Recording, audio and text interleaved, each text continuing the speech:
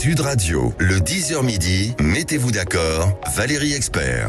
Bonjour à toutes et à tous, heureuse de vous retrouver. Bonjour Gilles Gansman. Bonjour et Valérie. Bonjour Félix Mathieu. Bonjour Valérie. C'est Bonjour quoi Félix. le problème aujourd'hui ? Eh bien, le problème, c'est alors déjà l'emploi des seniors qui reste quand même compliqué. On nous dit qu'il faut travailler plus longtemps, mais quand on se retrouve débarqué à 55 ans, c'est pas toujours facile de retrouver un emploi. Et quand ces seniors retrouvent un emploi, ils choisissent le statut d'auto-entrepreneur. On va en parler avec vous. C'est un problème ? Oui, le fait de choisir un statut d'auto-entrepreneur, ça je vous laisse juger. Est-ce que c'est une solution par défaut ou est-ce que c'est de nouvelles opportunités ? Ça, on en parlera effectivement avec notre invité. Mais en tout cas, le constat, il est là, c'est qu'effectivement, sur l'emploi des plus de 55 ans, on n'est pas très bon en France. Les chiffres sont beaucoup moins bons que chez nos voisins européens. Donc voilà, est-ce que c'est peut-être une solution de repli quand on se sent discriminé en entreprise de se mettre à son compte quelque part ? Alors au sommaire, sinon, on va parler de l'affaire Epstein avec Jack Lang qui se dit blanc comme neige. Il était ce matin l'invité de Marc-Olivier Fogiel. Il est ensuite allé chez Apolline de Malherbe. Il répond sur BFM. Il répond assez difficilement aux questions. On va en parler avec lui. On va revenir sur l'affaire Epstein. On en a parlé assez longuement hier. On n'a pas eu le temps hier de traiter ce sondage. 6 Français sur 10 souhaiteraient que ce soit un patron qui soit à la tête de l'État français. Michel-Édouard Leclerc hier a laissé planer l'hypothèse en disant qu'il n'avait pas encore pris la décision. Mais on a vu que Xavier Niel et un certain nombre de patrons étaient tentés par l'aventure. Est-ce que vous pensez qu'un patron gérerait mieux la France, gérer la France comme une entreprise ? 0826 300 300. Et puis vos réactions aux réquisitoires. Je précise encore une fois, ce sont des réquisitoires. Hier, lors du procès de Marine Le Pen, qui prévoit visiblement une peine d'inéligibilité, donc un avenir compliqué pour Marine Le Pen pour la présidence. Tous ces sujets avec vous dans un instant.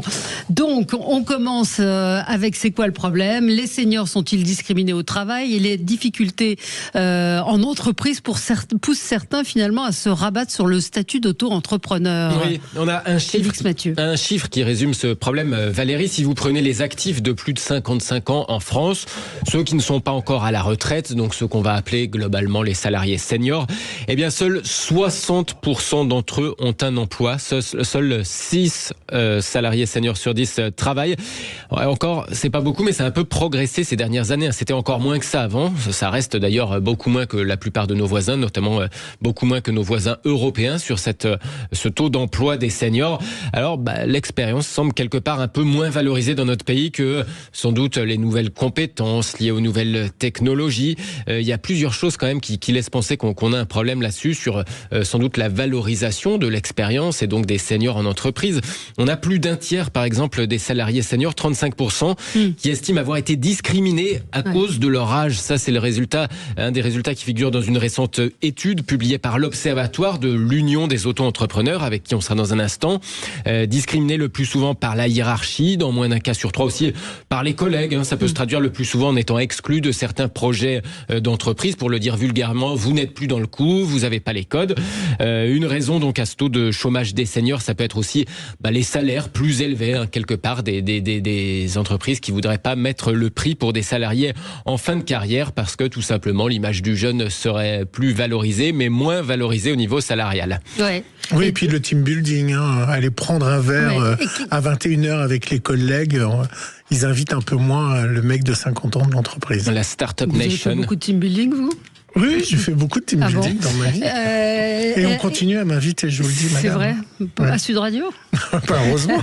Et c'est vrai que beaucoup de seniors donc, se tournent vers ce statut d'auto-entrepreneur qui est peut-être moins contraignant quand ils cherchent un emploi. Oui, se mettre à son compte pour quelque part terminer sa carrière. Presque la moitié des auto-entrepreneurs, 46%, disent avoir choisi ce statut vu leurs difficultés aussi à se retrouver un emploi salarié. Donc quelque part, ça peut être aussi une opportunité, mais un petit peu une solution situation de repli, sans doute, si on en croit ces chiffres que j'ai trouvés dans l'étude de l'Union des auto-entrepreneurs. Ça peut être une passerelle aussi entre la vie professionnelle et la retraite, puisque plus de la moitié des auto-entrepreneurs dans cette étude, 54%, nous disent qu'ils se voient bien conserver un peu une activité d'auto-entrepreneur après la retraite. Donc une sorte de complément de revenus et sans doute un peu de transition entre la vie active et la retraite. On ne passe pas de tout l'un à tout l'autre quelque part. 0826 300 300, appelez-nous si vous êtes dans ce cas, si vous avez vous-même ce statut d'auto-entrepreneur, si au contraire vous galérez, et puis si vous êtes prêt aussi à changer carrément de secteur. C'est un article du Parisien à lire ce matin. Les cadres de plus de 50 ans sont prêts à changer de secteur pour retrouver un travail, prêts à suivre une formation pour retrouver un emploi. Alors on est en ligne avec François Hurel. Bonjour, vous êtes président de l'Union des auto-entrepreneurs. Bonjour monsieur. Bonjour. Alors, vous êtes avec nous. C'est un vrai phénomène que celui de ces seniors qui choisissent ce statut d'auto-entrepreneur. Ah, clairement oui. Sur le 1 165 000 entreprises qui ont été créées en France cette année, enfin en 2025, un record absolu. On constate que 7 sur 10 sont des auto-entrepreneurs, et parmi ces 7 sur 10, un bon 30% sont des seniors. Alors le problème, c'est qu'on est senior en France, et vous l'avez souligné en début en introduction, on est senior à 50 ou 55 ans, oui. Voire même un peu plus jeune quand on est une femme. C'est terrifiant. Ouais. C'est terrifiant parce que on a deux populations. L'une étant doit continuer à travailler impérativement parce qu'ils sont à la fois des aidants de leurs parents parfois, et en même temps il faut qu'ils aident aussi leurs enfants. Donc le travail est impératif. Et ils sont discriminés. Et puis les autres, effectivement, c'est une autre catégorie. C'est ceux qui ont envie finalement de continuer à valoriser leur expérience auprès de tout le monde.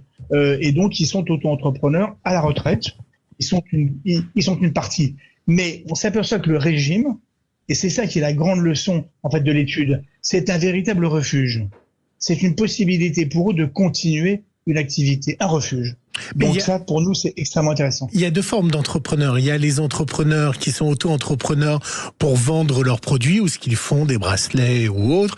Et puis les auto-entrepreneurs, parce que c'est le statut dans une entreprise qui leur dit moi, j'aurai pas de charges, c'est vous qui allez payer les charges, donc je préfère vous prendre en tant qu'auto-entrepreneur. Quelle est la part de ceux qui ont une activité de vente et ceux qui ont une activité demandé par les entreprises?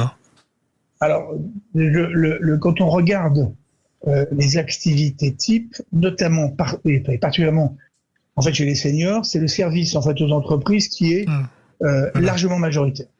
Ils font toutes les activités qu'ils faisaient avant parce qu'ils ont de la compétence et qu'ils vendent cette compétence. Mais ils font de la ressource humaine, ils font de la communication, bref, ils font énormément de choses. Service en fait aux entreprises en priorité. Ceux-là, j'ai envie de dire, ils ont des contrats de sous-traitance avec des entreprises. Mais ils ne font pas de commerce. C'est quoi le statut d'auto-entrepreneur? Par exemple, moi j'ai un ami qui s'est retrouvé effectivement en recherche d'emploi. Il a monté une société, il s'est rendu compte que la société c'était pas du tout intéressant et du coup il vient de passer en statut d'auto-entrepreneur. Donc beaucoup trop coûteux. Dans quel cas, quel est l'intérêt de l'auto-entrepreneuriat par rapport à monter sa société quand on fait du conseil ou des choses comme ça? Il y a deux intérêts. Le premier, c'est que vous payez de cotisations fiscales et sociales que si vous encaissez un chiffre d'affaires. Donc, tant que vous n'avez rien gagné, vous ne devez rien à personne. Et ça, c'est fondamental. Le deuxième point, c'est que vous vous inscrivez en quelques clics et vous vous radiez aussi. Effectivement, en fait, en quelques clics. Et troisièmement, vous ne supportez pas ce qui en France s'est créé, mais de façon perverse depuis 30 ans, une espèce d'économie de la complexité où des flopées de gens, de métiers, d'activités vivent de la complexité administrative et ils en vivent même d'ailleurs très bien. Et ils accompagnent soi-disant les entreprises ou les entrepreneurs pour leur simplifier la vie. Mais c'est terrifiant. C'est-à-dire qu'on a créé on a créé des métiers de la complexité qui, évidemment, ne militent jamais pour la simplification. Ouais. Mais on est d'accord que si à ces personnes âgées, si on leur proposait un emploi salarié face au statut d'auto-entrepreneur, ils choisiraient d'être salariés parce que déjà, ensuite, ils auraient le droit au chômage. Je ne suis pas sûr. Bah, c'est plus protecteur. Vous avez plus d'avantages. Oui, c'est plus protecteur de fait. Alors effectivement, on peut vous expliquer que lorsque vous êtes salarié, vous avez une prévoyance et vous avez un chômage, etc., etc. Oui, c'est pas le même rapport dans les banques pour avoir un prêt, par exemple. Contraintes. Pardon ? Vous n'avez pas le même rapport avec les banques pour avoir un prêt. Alors ça, c'est un vrai sujet. Je pense que le vrai sujet, il est moins effectivement, en fait, dans le droit que dans la société. Le regard de la société sur l'indépendant n'est pas du tout en cohérence avec le succès du régime, voire même c'est l'inverse. Il y a de plus en plus de gens qui veulent être effectivement indépendants et on s'aperçoit que la valeur au sens économique d'une déclaration de chiffre d'affaires n'est absolument pas en regard d'une déclaration de salaire. De la feuille de paye. Mais je vous laisse imaginer ce que sera la valeur de la feuille de paye lorsqu'on aura créé un CDI jetable, un CDI Kleenex avec 80%.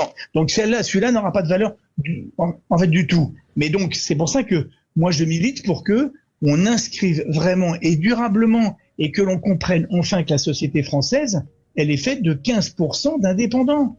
On le veuille ou non. Et parmi là-dedans, il y a des seniors. Et il faut les encourager, il faut les accompagner, il faut les aider, il faut leur montrer que c'est un vrai chemin.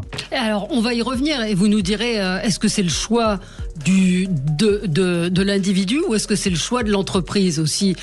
Comment ça se passe quand on négocie un contrat ou un emploi ? On aura Yannick en ligne qui lui est entrepreneur et qui a plus de 70 ans. Donc, ces témoignages sont intéressants. 0826 300 300 pour évoquer le travail des seniors. Et je répète, un senior, hélas, c'est plus de 50 ans, parfois même un peu plus jeune et il faut bien le dire et le redire. À tout de suite sur Sud Radio.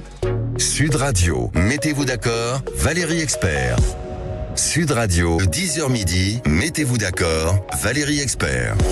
Et on est ensemble avec vous sur Sud Radio et nous parlons de ces seniors qui sont on nous demande de travailler plus encore une fois. C'est souvent difficile pour les plus de 50 ans parce que oui, on est senior au-delà de 50 ans quand on parle d'emploi. Les difficultés en entreprise qui poussent certains à choisir ce statut d'auto-entrepreneur. On est avec François Hurel, président de l'Union des auto-entrepreneurs. Et pour vous, c'est plutôt une bonne solution. Alors on a Yannick en ligne avec nous. Bonjour Yannick. Vous vouliez témoigner ? Bonjour. Oui, bonjour. Oui, je vous téléphone car je suis effectivement auto-entrepreneur dans le milieu de l'immobilier et j'ai 71 ans. Ouais. Voilà, et j'ai cette activité depuis une dizaine d'années après avoir pris ma retraite. Et pourquoi vous avez choisi ce statut-là plutôt que celui de... Oui, c'est un statut qui est extrêmement simple, qui ne demande pas des formalités très très importantes. Et c'est un statut qui convient très bien à cette profession dans la mesure où on a des revenus, si vous voulez, qui sont pas très très élevés, mais qui permettent un bon complément de la retraite. Voilà. Oui. Et il y a une comptabilité qui est extrêmement simple et voilà. Et plus facile. Et beaucoup de gens autour de vous ont fait le même choix ? Oui. Dans l'agence pour laquelle je travaille, nous sommes à peu près une cinquantaine de conseillers immobiliers et nous sommes une dizaine qui sommes auto-entrepreneurs et en même temps à la retraite. C'est c'est parce que vous vouliez rester en activité ou parce que votre retraite n'était pas assez suffisante ? Est-ce que c'est un choix financier ou un choix... Oui, un peu des deux, si vous voulez, parce que j'ai quand même une retraite correcte. Je peux dire, j'ai 1700 € par mois, donc moi, ça me convient très bien. Et le statut d'auto-entrepreneur me permet quand même d'avoir des revenus qui doublent ou qui triplent ma retraite. Donc effectivement, ça a un bon complément de retraite. Merci d'avoir appelé Yannick. On a Sandra en ligne. Alors Sandra, vous trouvez que c'est un statut précaire en fait, c'est ça ? En fait, bonjour d'abord. Bonjour à vous. Ce qui me gêne, c'est qu'en fait, l'auto-entreprise, quand elle a été créée en 2008, c'était l'idée de lutter contre le travail au noir. C'est-à-dire que c'était des gens qui, au lieu de travailler au noir, en complément d'une activité de salariat ou sur des petits boulots, voilà. C'était et d'ailleurs, ça pouvait être très bien pour les retraités parce que c'est bien un complément de revenus. Ouais. Sauf qu'aujourd'hui, on se retrouve à avoir des gens qui cotisent, qui choisissent ce statut-là parce que les cotisations sociales sont évidemment bien inférieures au statut de société, par exemple. Moi, je suis en SARL, je cotise 48%. Ouais. D'accord ? J'espère bien que j'aurai plus de droits que des gens qui cotisent 26%. Enfin, il y a un moment, c'est un choix. Ouais. C'est-à-dire que on ouvre des droits à partir à des cotisations. Donc en fait, se plaindre du fait qu'on a peu de droits, soit c'est que les structures ne sont pas viables, si on n'est pas capable de payer 48%, et je suis d'accord, c'est dramatique. Soit, faut pas se plaindre après en fait. Vous voyez, c'est-à-dire qu'aujourd'hui, moi j'ai des gens auto-entrepreneurs autour de moi, ils ont pris ce statut, ils savent qu'ils payent peu de cotisations, ils préparent autre chose pour leur retraite. Parce que c'est à la fin de la foire, comme on dit, que les choses risquent d'être tendues. Voilà. Mais dans la mesure où ce sont des gens qui... Alors effectivement, le statut n'est pas... Enfin, j'imagine que quand on a 50 ans ou 70 ans, comme notre précédent auditeur, c'est pas exactement la même chose. Peut-être que François Hurel, vous pouvez répondre à ce que vient de dire Sandra sur ce statut précaire. Je vais répondre tout de suite en disant, Sandra, je suis tout à fait d'accord avec vous. Vous payez 48% de cotisation sur les bénéfices. Un auto-entrepreneur paie 26% sur le chiffre d'affaires. En réalité, un auto-entrepreneur cotise plus que vous, rapporté à son chiffre d'affaires. Évidemment, il cotise plus et donc il aura des droits qui seront strictement équivalents, effectivement, aux vôtres, à condition qu'il ait cotisé. Évidemment, on a des droits en fonction des cotisations. Ça, c'est effectivement un premier point. Ensuite, moi, je suis un militant de la simplicité, un militant de la simplification. Pourquoi vouloir créer des sociétés à tout prix, complexifier la vie, avoir une comptable d'engagement, des trucs horriblement difficiles, obligé de prendre un expert comptable, un avocat, etc. Pourquoi ? Alors qu'on peut faire très simple et très facile et sans risque. Je ne vois pas cet acharnement que nous avons effectivement en France à vouloir créer des sociétés à tout prix, alors qu'on sait pertinemment que c'est elles qui ne sont pas viables. Et c'est elles qui enrichissent la corde des 68 000 dépôts de bilan de l'année 2025. Un auto-entrepreneur ne dépose pas le bilan. Il peut pas déposer le bilan puisque lui, il n'est pas inscrit au registre du commerce. Donc en réalité, on est en train de vouloir stigmatiser une population alors qu'il faudrait au contraire la promouvoir. Et Sandra, je vous invite à devenir auto-entrepreneur comme l'était notre invité précédent avec son complément. Son excellent complément quand même de retraite. Mais il n'y a pas une limite au gain des auto-entrepreneurs ? Si, bien sûr que oui, bien sûr. Oui. Il y a effectivement un plafond. Ce plafond, il est équivalent, alors si je vous la fais simple, à 4 SMIC,5 à peu près, ce qui est déjà énorme. C'est en gros, alors 37 500 € par an si vous voulez rester hors du champ de la TVA et un peu plus de 77 000 si vous rentrez dans le champ de la TVA. Voilà. Ces deux plafonds-là sont quand même importants et permettent très largement d'en vivre très bien. Oui. Et donc, qu'on le fasse en activité complémentaire ou qu'on le fasse en activité principale, et, évidemment. Et pour revenir à nos seniors, et toutes les études qu'à l'UAE nous en avons fait une avec la Fondation Le Roc, en fait les mousquetaires sur les femmes, sur les jeunes, maintenant, en fait les seniors, elles convergent toutes pour dire que c'est la simplicité qui est plébiscitée. C'est la simplification qui doit être la règle et la complexité l'exception et pas l'inverse. Et dans le pays, on a un peu tendance à faire l'inverse. Ensuite, moi, je vais vous dire, si 7 entrepreneurs sur 10 s'inscrit en auto-entrepreneur, c'est qu'il doit être séduit par le régime.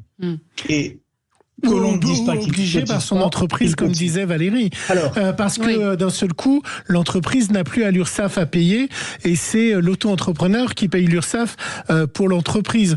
Donc c'est un avantage pour l'entreprise. Tout n'est pas aussi. Et ce qui nous ramène à la question de Sandra qui parlait effectivement du montant des cotisations, qui me parlait Sandra du montant des cotisations. Est-ce que derrière, si on veut toujours moins de cotisations sociales, ça pose la question derrière du niveau de la retraite, de l'indemnisation chômage de notre modèle social. Est-ce qu'à terme, il n'y a pas un risque de remise en cause si on généralise des statuts qui viseraient à toujours moins cotiser? Je vais répondre sur la question de la retraite avec les auto-entrepreneurs. Ouais. Sur les 26% de cotisation que paye aujourd'hui un auto-entrepreneur, sur les 26% du chiffre d'affaires, 60% de ces 26% alimentent la retraite. Alimentent la retraite.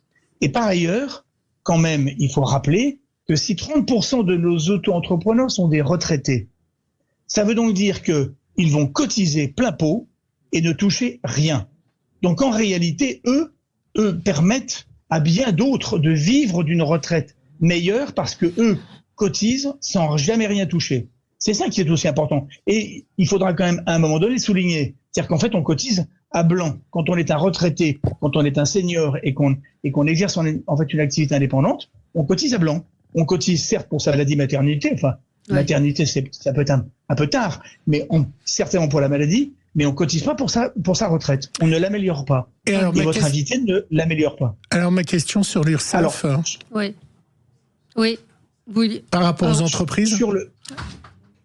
On vous entend plus. Je sais pas, on a un problème de son. On vous écoute. Vous m'entendez ? Oui, ça y est. Oui, sur la question de l'auto-entrepreneuriat choisi ou contraint.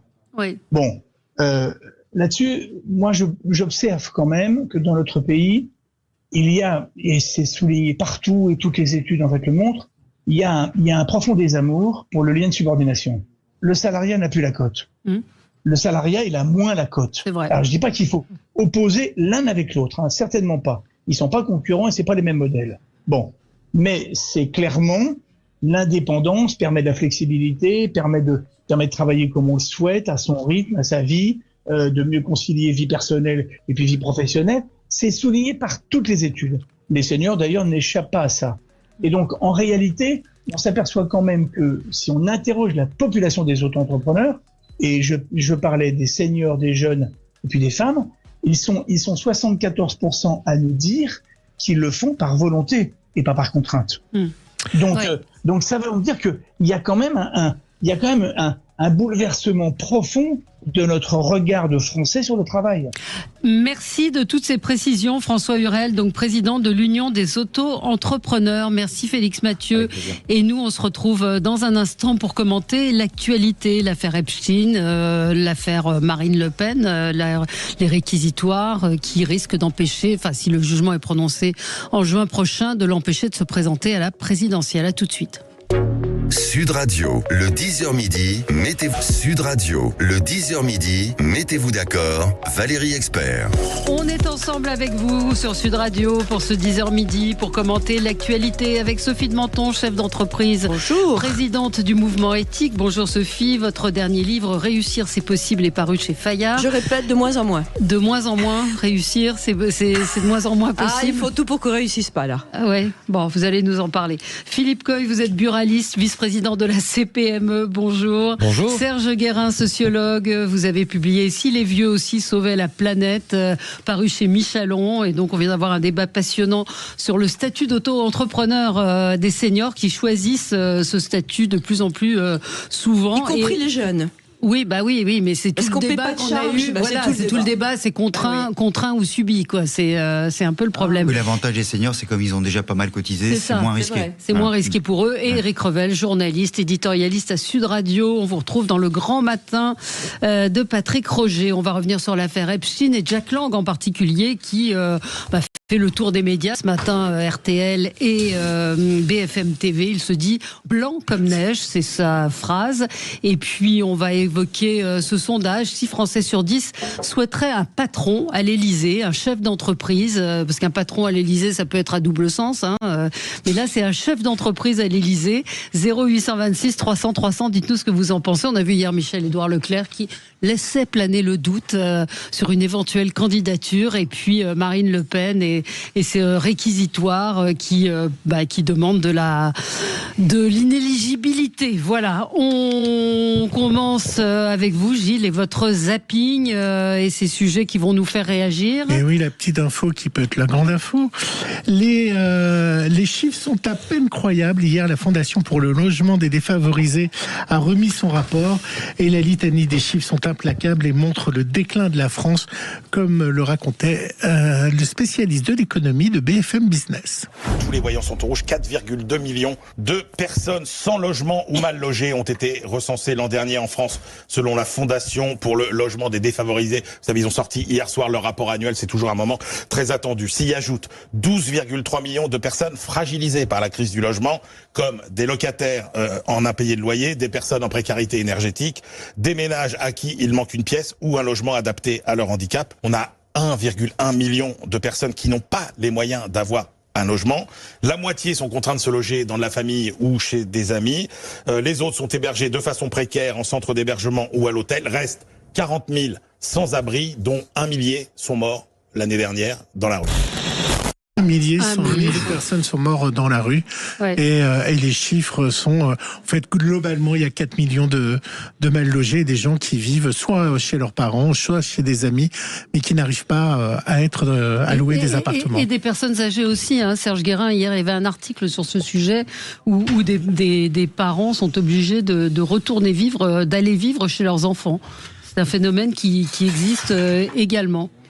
Absolument, et d'ailleurs, il faut se rendre compte que c'est la deuxième source d'entrée en HLM aujourd'hui. Oui, parlez bien dans le micro. C'est la deuxième source d'entrée dans les HLM aujourd'hui. Ce sont les seniors qui arrivent à la retraite et dont les revenus baissent énormément et qui cherchent du coup une autre solution. Oui, alors Eric, c'était mon édito c'était mon édito et mon coup de cœur pour votre émission, Valérie, parce que au-delà de tous les chiffres qui ont été donnés et bien dit, en fait, on s'aperçoit que de plus en plus de gens, pour des questions de pouvoir d'achat, mais de manque de logement aussi, se logent chez leurs proches, chez leurs amis, dans leur famille. Là, il ne s'agit pas seulement du fils aîné ou de la fille aînée qui revient vivre à la maison. Non, c'est un mouvement de fond. Ouais. Donc ça vous dit, ça me fait penser à la tribune de Nicolas Bavrez dans le Figaro, la tiers-mondialisation de la France.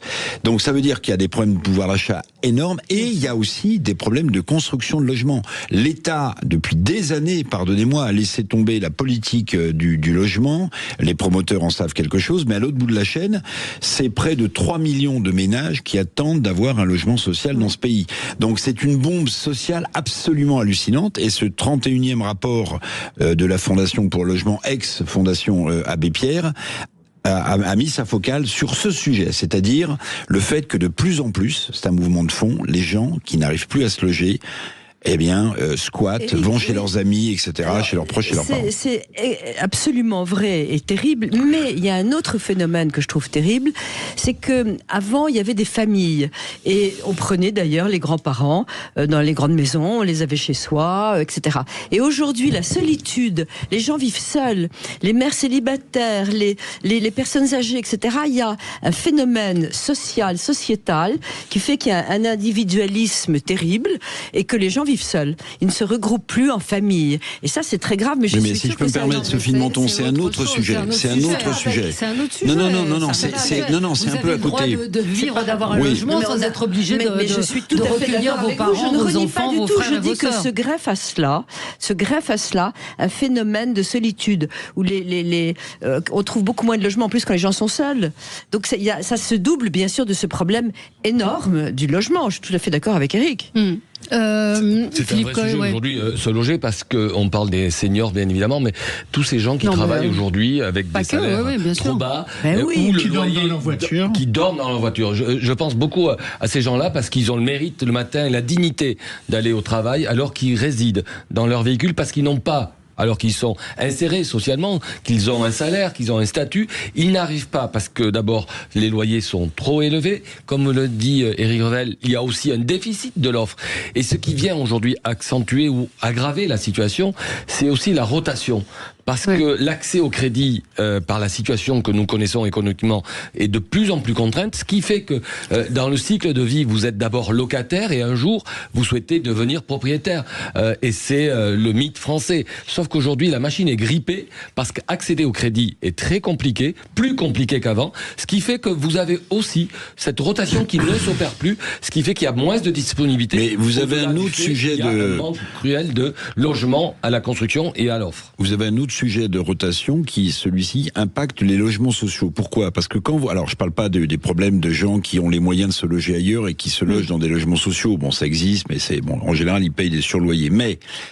en réalité, quand vous obtenez un logement social et que vous créez votre famille, ce logement social, une fois que vos enfants sont partis, vous continuez en fait à le conserver parce que vous n'avez pas les moyens, ou parce que vous n'avez pas envie, ou parce qu'on ne vous pousse pas, bon tant mieux pour ceux que ça touche, à partir. Résultat des courses, vous avez un engorgement total des parcs HLM en France, parce que des foyers qui avaient des enfants restent dans ces logements, même parfois avec des surfaces...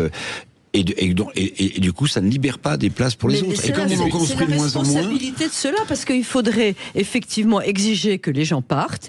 Il faudrait... C'est plus facile à dire qu'à faire, Sophie. Et puis alors, l'attribution des logements sociaux, on a un nombre d'exemples incroyables, c'est attribué à des gens qui n'ont pas besoin de logement social. Je pense qu'il y a eu des progrès qui ont été faits, si on est tout à fait... Et ce qu'on doit prendre aussi, Valérie, en considération, c'est que l'évolution de la société, les familles monoparentales sont de plus en plus nombreuses. Ensuite, cela génère forcément une double demande, puisque le foyer se dédouble, et voilà aussi ce qui permet d'observer ces difficultés. Oui. Pour vous, Serge Guérin ? Alors bien sûr, il y a des phénomènes d'abord sociaux derrière, en effet. Le premier, c'est qu'il n'y a jamais eu autant de gens, ce qu'on appelle la solo-économie aujourd'hui. Il y a beaucoup de gens qui vivent seuls, souvent par choix, qui n'ont pas du tout envie de vivre, y compris en couple, ou même on est en couple et on est chacun chez soi. Bon, il y a aussi les séparations qui contribuent. Quand on se sépare, il faut 2 logements, donc ça crée aussi. Il y a aussi, il faut quand même pas l'oublier, l'entrée de beaucoup de gens en France qui sont aussi demandeurs de logements, qui sont d'ailleurs parfois prioritaires, par exemple dans le logement social. Donc tout ça rajoute encore des difficultés supplémentaires. Et puis en parallèle, il faut quand même le dire, on ne construit plus depuis des années et des années. Alors, avec plein de problématiques. Il y a la problématique des normes. Il y a des gens qui n'ont pas du tout envie, qui là vont être très très tristes de ce qu'ils entendent sur Sud Radio, mais qui n'ont pas du tout envie qu'on construise à côté de chez eux. Et ça peut se comprendre parce que ça crée d'autres nuisances. Il y a la question des bureaux aussi. Des mètres carrés de bureaux qui sont totalement inoccupés et qui pourraient être peut-être réquisitionnés ou transformés. Sauf que c'est très coûteux finalement à changer. Vous avez 3 pistes intéressantes pour construire des logements. Il y a effectivement reconvertir des bureaux en logement. Bon, ça pose mais c'est un sujet qui est sur la table. Il y a un autre sujet qui est, vous savez, les grands centres commerciaux à la périphérie des villes sont totalement désertés, les galeries commerciales périclitent. Là aussi, vous avez à la Caisse des dépôts et à la filiale qui s'occupe de ça, l'idée de voir, parce que toutes les infrastructures sont mises en place. Pour accéder à ce centre commercial, vous avez la bretelle d'autoroute qui va bien, etc. Donc, est-ce qu'on peut pas transformer... ça, c'est un sujet. Et puis, il y a les terrains de la SNCF. Vous savez, la SNCF a une emprise immobilière très forte. Bon, voilà, tout ça, mais le coût de la construction a augmenté, mais les normes sont absolument hallucinantes, si vous voulez. Les normes qui, non seulement posent des problèmes aux propriétaires, mais en plus surenchérissent le prix du mètre carré. Bon, et la fin du logement social à vie. La fin du logement social à vie. Et puis je rajoute aussi une chose, comme l'État cherche de l'argent un peu partout, vous savez qu'ils ont fait aussi les poches des bailleurs sociaux. C'est-à-dire qu'ils ont piqué les trésoreries, ou ils ont ponctionné une partie des trésoreries, comme ils ont voulu faire d'ailleurs sur la GIR Carco sans succès. Donc en fait, il y a ça aussi, c'est que parfois les bailleurs sociaux ont plus les moyens suffisants pour lancer des grandes tranches de chantiers de logement. Le vrai problème, c'est aussi que le travail ne paye plus, qu'on n'a plus les moyens de louer ces appartements, même s'il y a un parc immobilier qui s'ouvre quand il y a 4 millions de personnes qui sont dehors, c'est parce qu'il y a aussi, et qu'ils dorment chez des potes et chez des copains, c'est parce qu'il y a aussi un problème. Non, dans les 4 millions, c'est pas des gens qui sont dehors, c'est des gens. Le pouvoir d'achat. Mais au-delà de ça, il y a aussi une dégradation. J'ai une collaboratrice qui habitait près de Melun, des bars, enfin des grands ensembles. Elle l'avait acheté, jeune, etc. Et puis peu à peu, il y a une population qui est arrivée effroyable, avec ça a commencé le trafic de drogue, les machins, enfin bon, une vraie population difficile. Elle a voulu partir, elle n'en pouvait plus.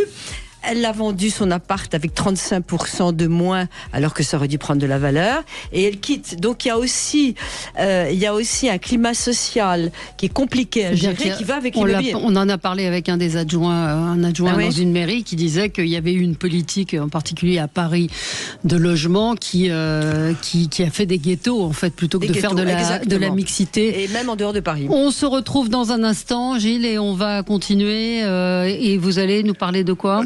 Du masculinisme, mais il y a pas beaucoup de femmes autour de cette table. Il y en a 2 déjà. Peut-être. À tout de suite. Sud Radio. Mettez-vous d'accord. Valérie Expert. Allez, on continue avec le zapping de Gilles. Donc le masculinisme, qu'est-ce que c'est ? Alors, déjà, on en a beaucoup reparlé pour deux raisons.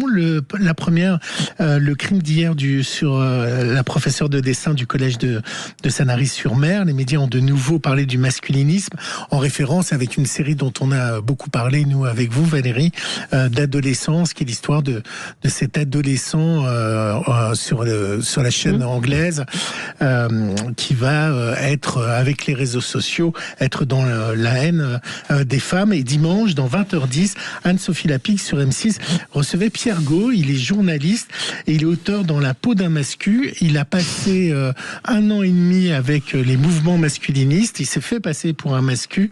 Et vous allez voir... c'est répugnant, mascu, comme nom. Que le milieu a ses règles et ses convictions. Mesdames, bouchez-vous les oreilles. Mais à 14 ans... Écoutez. Oui. Dans ce qu'on appelle la manosphère, il y a différentes chapelles. Les deux des plus connus, ce sont les incels, donc les célibataires volontaires. Ce sont des hommes, la plupart du temps vierges, en fait, qui considèrent que les femmes sont responsables de leur malheur, de tous leurs maux. Et à côté de ça, il y a les MGTOW, donc les men going their own way. Donc c'est les hommes qui tracent leur propre chemin. Et eux, au fait, prônent un célibat volontaire. Mais dans les faits, il n'en est rien. Mais ce qu'il faut retenir, c'est que malgré toutes les différences de ces mouvements-là, en fait, le point commun, c'est la haine des femmes. Les masculinistes se sentent attaqués par les femmes. Ils se sentent dans une société où elles dominent, en fait. Oui, c'est un peu le sentiment qu'ils ont. Enfin, c'est clairement le sentiment qu'ils ont. Pour eux, en fait, ils vivent dans une société dite gynocentrée, c'est-à-dire sous domination des femmes. Pour eux, au fait, leur masculinité et leur virilité est remise en cause. Donc c'est pour ça qu'aujourd'hui, ils appellent à une riposte. Alors c'est un mouvement qui est en hausse sur les réseaux sociaux et c'est de plus en plus fort.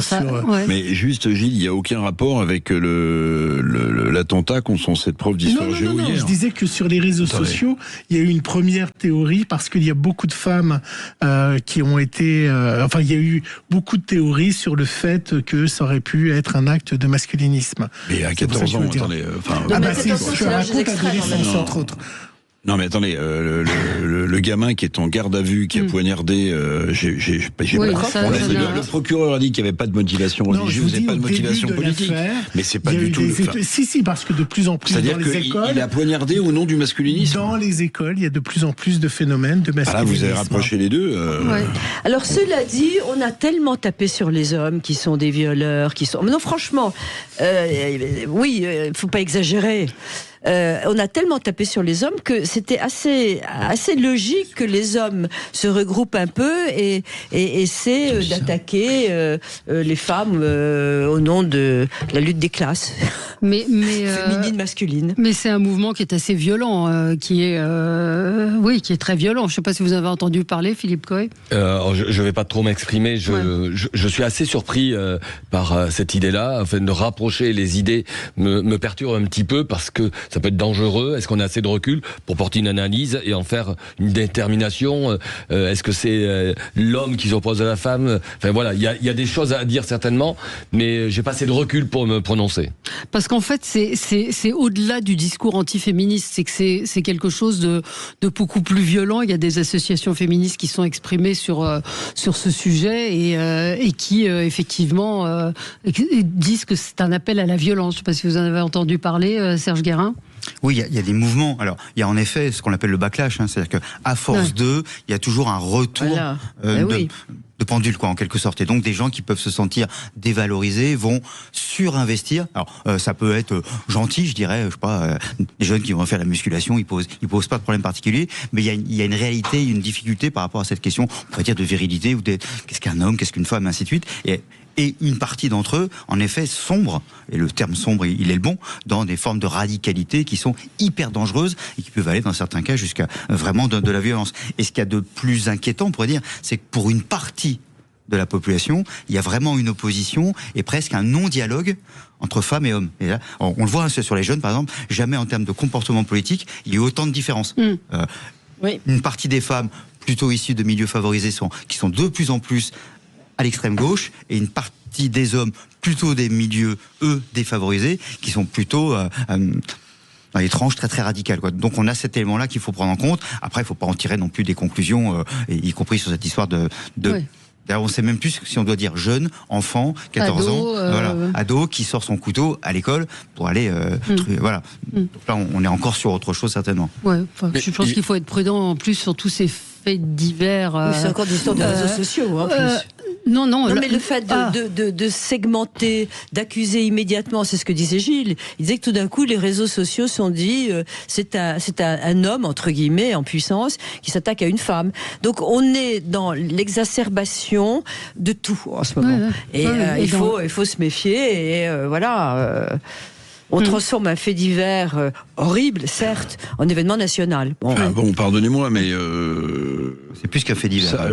Je sais pas, Gilles nous explique que certains médias ont fait le lien entre le masculinisme et cette tentative d'homicide d'un gamin de 14 ans. Je trouve ça juste scandaleux. Ouais. Moi, je vous le dis comme je le pense. Je trouve ça juste scandaleux. Si c'est une façon pour ces médias de parler du masculinisme... en détournant, parce que pour l'instant on sait que ce gamin avait un profil personnel compliqué. Je crois qu'il était à l'aide sociale pour l'enfance. Il y a beaucoup à dire aussi. Il avait un milieu familial apparemment très compliqué. Donc on essaie de m'expliquer la fragilité d'un acte odieux de ce gamin. Mais alors qu'on mette ça sur le masculinisme, sur un gamin de 14 ans, en expliquant que c'est parce qu'il aurait vu la haine de la femme par certains sur les réseaux sociaux qu'il aurait poignardé sa preuve de l'histoire géo. Non, mais attendez. Je l'ai pas entendu personnellement. Si des médias disent ça, c'est juste absolument incroyable. Enfin, moi, je trouve. Parce qu'on a aussi, enfin, ça me permet de faire un pas de côté sur ce qui s'est passé justement hier, où on fait des généralités, où on met tout dans le même sac. Chaque cas est un cas particulier. L'histoire de cet adolescent a l'air d'être particulièrement compliquée. Ah oui. Donc, quand j'entends certains débats ce matin où on dit il faut mettre des caméras dans les écoles, où il faut, ça suffit la violence à l'école. Ça va, quoi. Faut un peu de respect, et pour cette enseignante qui a été poignardée, et pour ce jeune qui visiblement était en grande difficulté. Après, il y a d'autres questions à se poser que ça.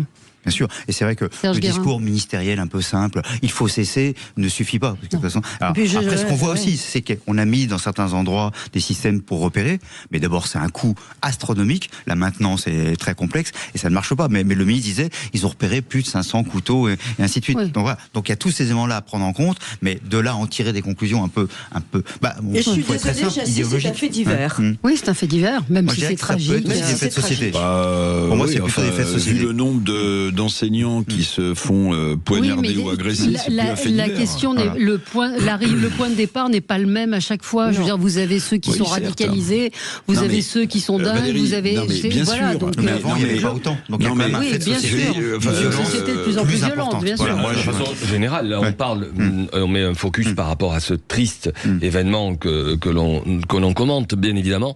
Il n'y a plus de respect de l'autorité. Donc la violence, elle est au quotidien sur l'ensemble des acteurs de l'action publique. Vous parlez de ce triste fait divers. J'ai dans mon département, rappelez-vous, l'enseignante de Saint-Jean-de-Luz qui a été tuée dans son établissement. Donc il faut faire attention aussi de raccrocher certains actes que l'on doit condamner, bien évidemment, à des sphères, des intentions.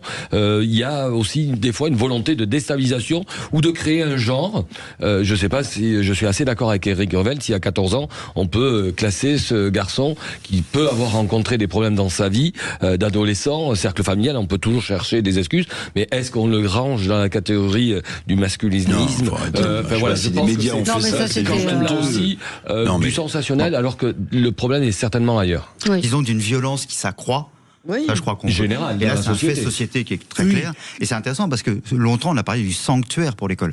Il y a un endroit où ça ne doit pas se faire, c'est là. Et là, on voit bien que ça se fait. Et puis, tous les moyens mis en œuvre, excusez-moi Gilles, tous les moyens mis en œuvre, vous venez de dire, les caméras de vidéosurveillance, ça n'empêche pas. Ça n'empêche rien. Ça peut résoudre s'il y a un problème. Dans le cadre d'une enquête, il y a régulièrement, et là, je suis quand même assez surpris, des contrôles de police à l'entrée des établissements d'enseignement pour vérifier s'il y a des armes, et notamment des couteaux. Je pense que là, on franchit un cap, une situation qui est plus sous contrôle. Et d'envoyer la police à l'entrée des écoles, ça me perturbe. Là, c'était plus compliqué sur les parents. Là, c'est plus compliqué. Non, mais les parents, attendez, on ne peut pas quand même. Non, mais on ne parle jamais des parents. Alors, qu'il y a des cas particuliers, effectivement, où les parents, là, comme cet enfant de 14 ans, bon, mais Les parents, enfin, c'est inadmissible. Quand il y a un dysfonctionnement, on doit attaquer les parents, les priver de mais là, visiblement, c'était dans le cas précis, c'était très compliqué. C'était très compliqué.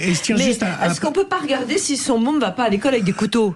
Non, là, c'était la zone. Mais je tiens à regarder le sac de votre gosse. Si.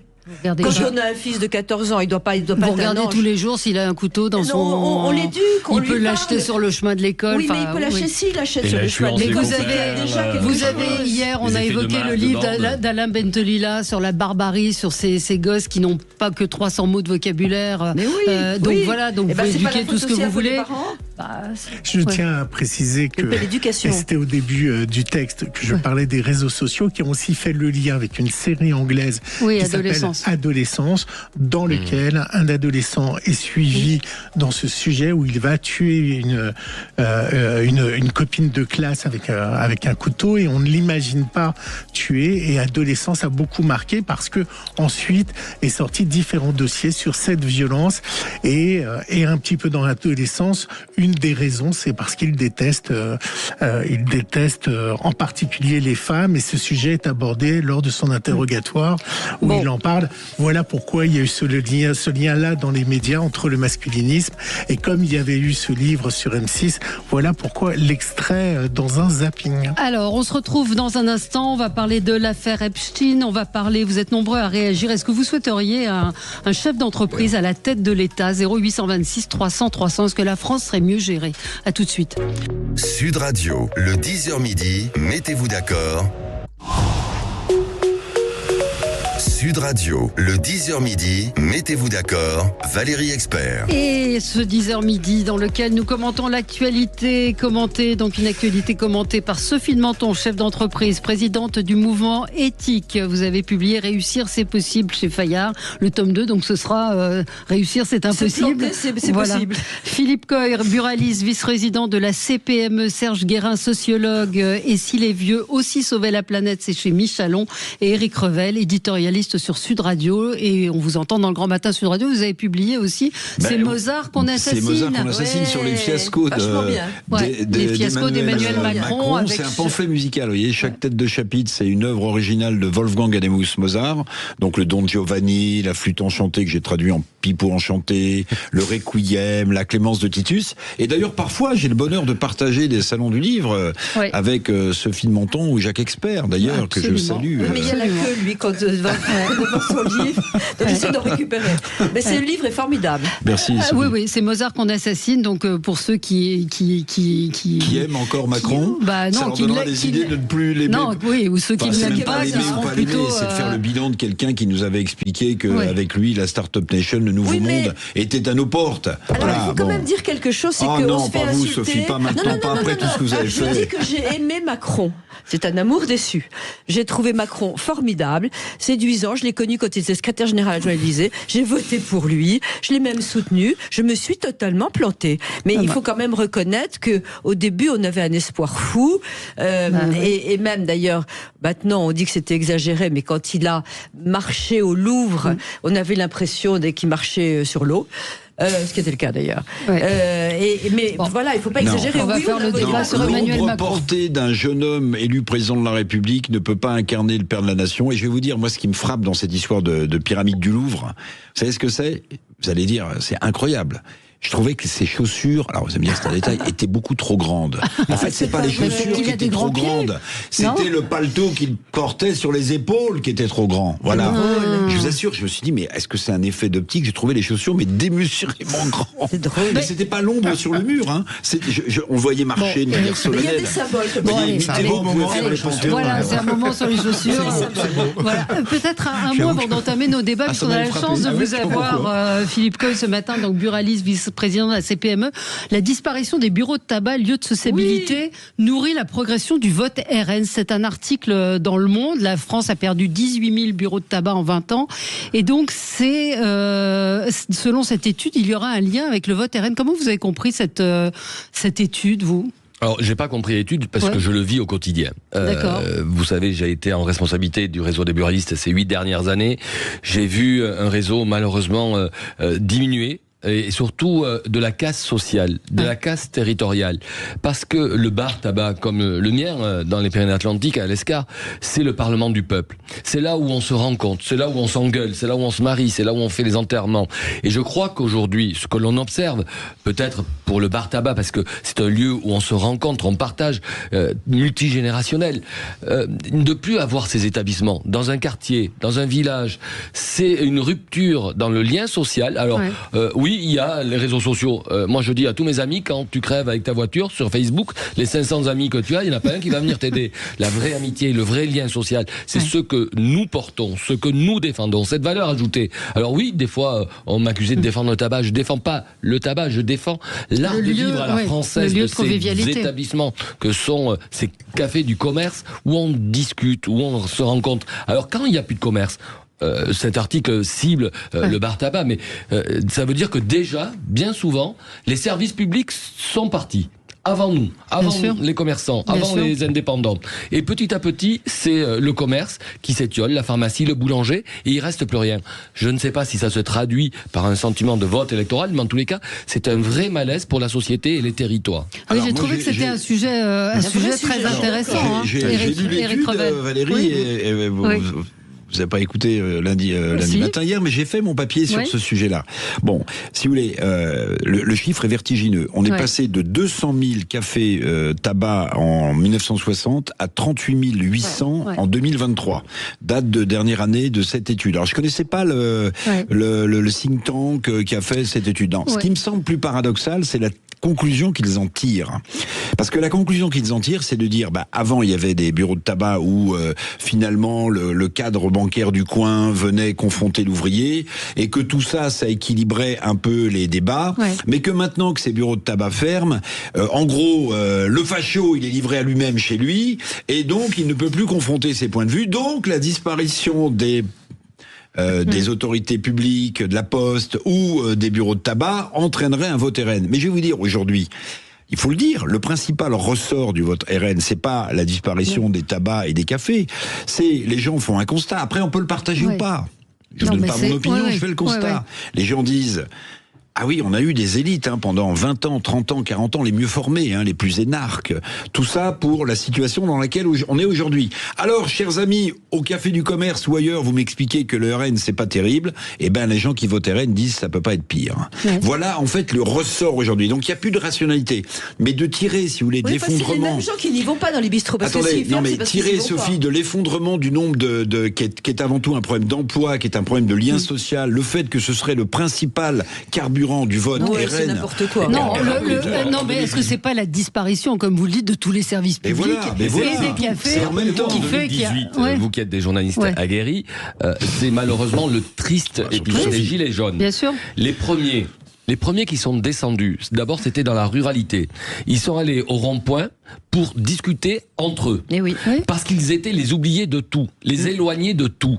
Et certains disaient, de vos confrères journalistes, s'il y avait eu un bar dans le village, on se serait parlé au bar, on aurait échangé, tandis que là on est parti. C'était le sentiment d'abandon, plus de services publics, plus de commerce, on est laissé pour compte. Donc je pense qu'aujourd'hui ça ne fait que s'amplifier.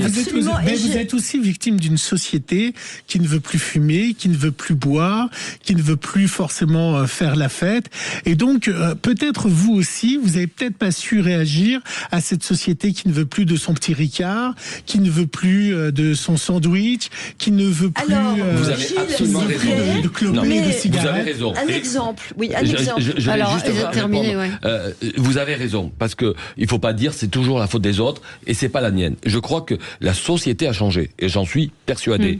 Le métier que j'exerce depuis 35 ans, je suis cafetier et j'en suis très fier. J'ai aimé et j'aime mon métier, mais bien évidemment la sociologie de mes clients, les attentes des consommateurs n'est plus celle que j'ai connue dans les années 2000 quand j'ai démarré à aujourd'hui. J'aime bien le mot cafetier. Nous avons le besoin de nous adapter. J'ai lancé chez Buraliste la transformation. Je renie pas mon métier, je m'adapte à ma société et aux attentes de mon consommateur. Le bar traditionnel aujourd'hui d'abord, il faut qu'il offre des produits de qualité. Et j'y tiens particulièrement parce qu'on a aussi dégradé l'offre, la qualité de l'offre. Ce qui fait que, on va parler du petit café du matin, le petit noir qui va bien quand on démarre. Malheureusement, souvent, vous avez un café de très mauvaise qualité. Et le consommateur, avant, alors je vais faire l'ancien autour de cette table, quand il s'arrêtait au bar, il avait un meilleur café que la cafetière filtre de la maison. Il est arrivé le café en capsule, qui élève et donne le référentiel consommateur. Je pars de la maison, je bois un café, bon, j'arrive dans un établissement, je le paye ce café, et en plus il est moins bon. Tout ça a contribué, et je suis d'accord avec Gilles, il faut se reconsidérer, adapter les offres, avoir une ambiance, offrir une expérience client aussi. Alors, juste un petit mot, parce que il y a, dans les villages, c'est le désert. Il y a les grandes surfaces qui sont à 20 bornes, il n'y a plus rien du tout. Et Renaud Dutreil, ancien ministre, me raconte qu'il revient des États-Unis, il va à la campagne, il va chez le boulanger le matin, le boulanger ferme parce qu'il n'arrivait plus à vendre. Vous savez ce qu'a fait Renaud Dutreil? Et moi je trouve ça génial. Il a suivi un CAP et il a été boulanger pendant 7 mois. Il a repris la boulangerie du village. Moi, j'ai trouvé ça fabuleux. Puis au bout de 7 mois, il m'a dit c'était tellement dur, j'ai trouvé repreneur. Je trouve ça extraordinaire. Et quand on parle en ce moment des hommes politiques déconnectés, moi j'adore ça. Oui, mais il aurait fallu qu'il se reconvertisse complètement et qu'il y reste tout le temps. Mais dans le village de ma maman, il y avait 3 cafés, il n'y a plus un seul café, il y avait une boulangerie, il n'y a pas de repreneur, personne ne veut reprendre. C'est un village où il y a 700 habitants, c'est une tragédie. Mais il n'y a plus de bureau de poste. Le magnifique village de l'Escar où j'habite, où on vous écoute tous les jours, il y avait 10 cafés quand j'étais adolescent. Je suis le dernier. L'avant-dernier a fermé la semaine dernière. Grosse clientèle. Donc, il y a 10 000 habitants.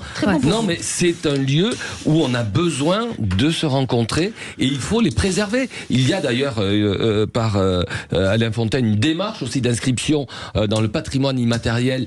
Bar-tabac, ce bistrot à la française. C'est une culture, on ne l'a pas dans tous les pays. Je suis désolée, c'est au consommateur. Alors, Serge Guérin, on est parti. Voilà, on est parti du vote de cette étude. Sur mer, sur l'île de Ré, le dernier café a fermé aussi. Le café des Mouettes, mais si, il n'y a plus rien ouvert l'hiver. Il reste la boulangerie, c'est tout. Mais pourquoi est-ce que les clients n'y vont pas? Alors, Serge, rapidement. Oui, alors. Très vite, parce que du coup, en vous écoutant, ça me rappelle, alors, je vais refaire un peu, David Putman, dans les années 90, déjà, montre ce qu'il appelle la chute du capital social. Alors lui, il avait pris l'exemple du bowling. Les gens allaient ensemble jouer au bowling, se retrouver dans des clubs de bowling, et puis aujourd'hui, ils y vont tout seuls. Voilà. Et c'est aussi cet individualisme, tout ça, qui a été très très poussé, et qui a plein de ses conséquences, et qui ensuite a été renforcé par l'histoire des réseaux sociaux. Et après, c'est comment s'adapter en répondant mieux, parce qu'il y a la question de l'hygiène, il y a la question du sport, il y a tous ces éléments-là nouveaux, mais c'est aussi comment, en effet, on trouve des liens où les gens ont aussi les moyens, y compris les moyens économiques d'y aller. Et puis un autre élément tout bête, alors juste pour l'anecdote, j'étais prof il y a longtemps à la fac à Lyon, et puis un jour, il y avait un étudiant, je voyais combien il s'ennuyait là où il était. Et je dis, écoutez, je vais le voir et tout. Vous savez, je crois que vous devriez peut-être parler avec vos parents et tout, mais faut peut-être arrêter, quoi. Et oui, dans mon village, ça, il me raconte, il me dit qu'il adore. Il se trouve que j'adore le chocolat et j'adore la pâtisserie. Donc on discute un peu tout ça, mais dans votre petite ville après Lyon, il n'y a pas un truc à faire. Voilà. Et bref, il est allé. Le prof, il m'a dit tout, il a convaincu ses parents, il a fait le CAP de boulanger et tout ça, et des années plus tard, il m'envoie un message, parce qu'il m'a vu à la télé, en disant, mais vous savez que je suis heureux.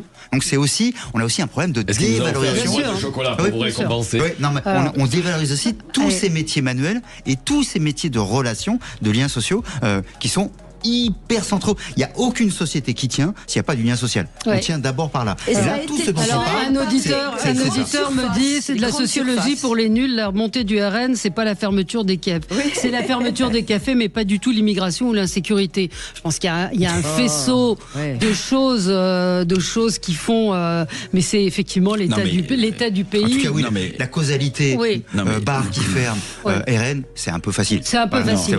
Mais c'est ce que j'ai dit. C'est la question de l'isolement social qui joue. Sur les thèmes que les électeurs du RN trouvent que les RN est plus enclin à traiter les sujets qui sont sur la table aujourd'hui et qui posent un problème à la société française, c'est aussi évidemment un carburant du vote RN. Mais je veux dire, l'espèce de raccourci politicien qui consiste à dire, vous voyez, en fait c'est très de gauche. C'est-à-dire, le peuple ne peut pas penser par lui-même. Vous voyez, il faut l'aider à penser. Il faut conscientiser conscientiser. Voilà. Stop. On se retrouve dans un instant. Les patrons, un chef d'entreprise à la tête de l'État. Qu'en pensez-vous? À tout de suite. Sud Radio, mettez-vous d'accord, Valérie Expert. Sud Radio, le 10h midi, mettez-vous d'accord, Valérie Expert. Alors, c'est un sondage qui nous révèle que 6 Français sur 10 seraient favorables à ce qu'un chef d'entreprise prenne la tête de l'État. On a entendu encore une fois Michel-Édouard Leclerc dire qu'il réfléchissait, Xavier Niel, enfin bref, ils sont un certain nombre à éventuellement envisager cette candidature. Qu'en pensez-vous? 0826 300 300. Alors, ça vous fait beaucoup réagir. Laurent est en ligne avec nous. Bonjour Laurent.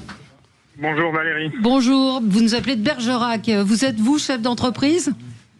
Oui, je suis chef d'entreprise et je suis favorable et je fais partie des Français qui disent donc favorable à ça. Que vous êtes favorable à ça, pourquoi? En quoi un patron serait meilleur?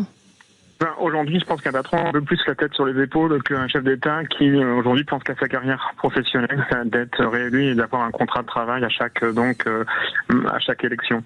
Ce qui me fait bondir par rapport à ça, c'est qu'on a voté un budget, là, qui a été voté, ces jours-ci. Et, on a encore dit que le point d'indice des fonctionnaires était gelé.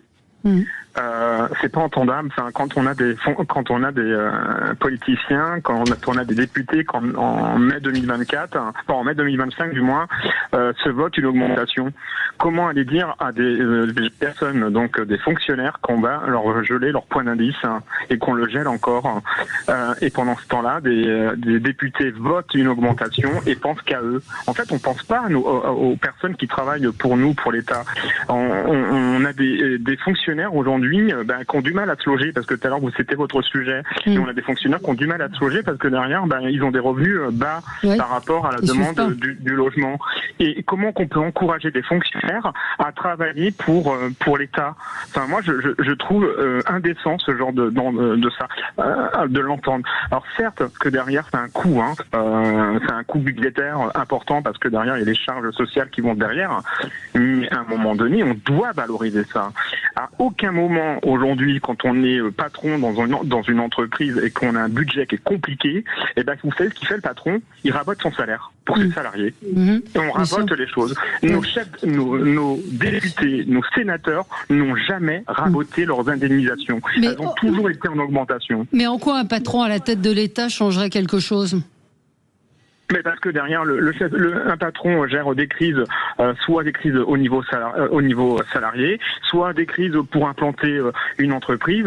Enfin, il y a plein de choses. Aujourd'hui, un patron est plus efficace pour moi à gérer l'État. Certes que l'État ne doit pas dégager ce qu'on appelle de l'excédent bénéfice comme un budget d'entreprise. Mais par exemple, on prend le système de l'éducation. Qu'est-ce qu'on demande en termes de réussite aux gens qui sont à l'éducation nationale? C'est de transformer nos élèves en leur donnant des connaissances. Ça, c'est un résultat financier, entre parenthèses. Ou, par exemple, au niveau des services de la protection, gendarmerie, police, c'est quoi leur mission aujourd'hui de la réussite? C'est d'arrêter le narcotrafic, d'arrêter de la délinquance. Ça, c'est un résultat financier derrière. Mais aujourd'hui, comme nos hommes d'État, entre parenthèses, alors si de temps en temps il y en a qui sortent, qui passent qui sont boulangers à une certaine période de leur vie et qui comprennent un peu comment vivre. Mais personne, en fait, aujourd'hui, on tape sur nos hommes politiques parce qu'on en a marre aujourd'hui. Ils ne comprennent pas ce que les Français peuvent vivre chaque jour. Merci de votre témoignage. On va écouter Jean aussi, puis après je vous donne la parole.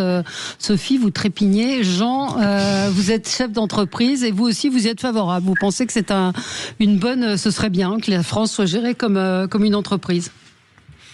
Oui, c'est ce que vient de dire le monsieur avant, tout est juste, mais c'est vrai que le problème de la classe politique aujourd'hui, par rapport à il y a très longtemps où la classe politique, comme on dit, c'était des gens qui sortaient souvent d'entreprises, qui avaient géré des entreprises. Il y avait beaucoup de gens qui avaient bien travaillé avant. Aujourd'hui, on a l'impression que malheureusement, ils ont réussi à transformer la politique en un métier. C'est pas un métier, la politique, c'est participer à l'élaboration.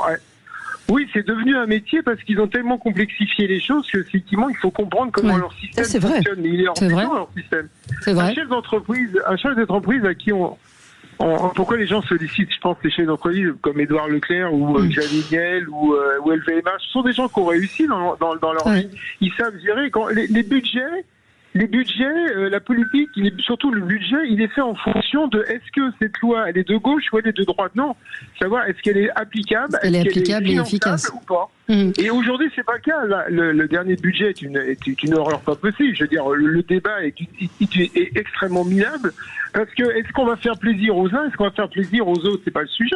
Quand vous avez 3 000 milliards de dettes, vous êtes plus en train de faire plaisir aux uns et aux autres.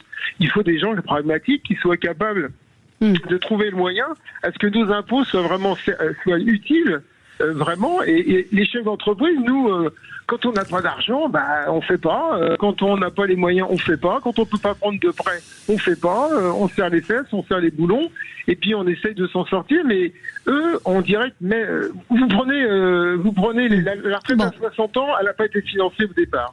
Oui, alors merci Jean d'avoir appelé. Alors un auditeur, Christian, me dit mais regardez les États-Unis, Trump gère les États-Unis comme une entreprise, on voit ce que ça donne.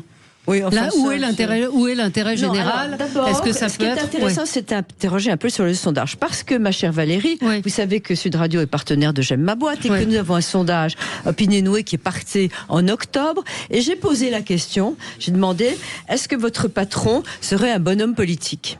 Et ce qui est très intéressant, c'est que 15% seulement des salariés répondaient oui, mon patron ferait un responsable politique. Donc là, les gens ont prolongé un peu, ont une véritable prise de conscience que diriger un pays avec l'énorme administration tentaculaire qui bloque tout, on ne sait jamais où est le décideur.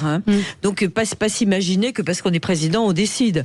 C'est beaucoup plus compliqué que ça. Donc pourquoi est-ce qu'il y a une telle différence entre les deux? C'est parce que là, l'exaspération par rapport aux politiques est telle qu'ils sont prêts à voir n'importe qui à la place des politiques pour gérer la France. Ça, c'est un vrai sujet. Et là où les Français ont raison, mais on le traduit mal. On a, par exemple, on consulte soi-disant les partenaires sociaux. Les partenaires sociaux, j'en peux plus.